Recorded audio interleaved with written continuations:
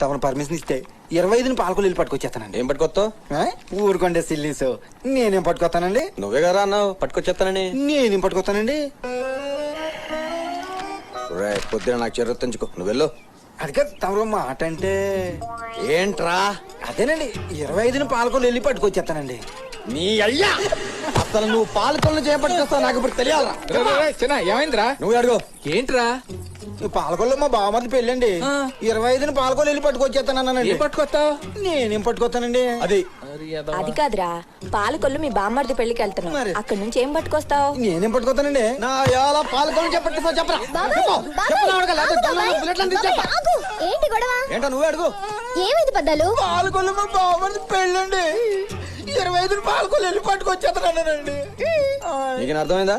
పాలకొల్లో వాళ్ళ బామ్మర్ది అది పెళ్లి అర్థమైంది. 25వ తారీఖు వెళ్ళి అది అర్థమైంది. ఫస్ట్ వచ్చేస్తా అంటున్నాడు.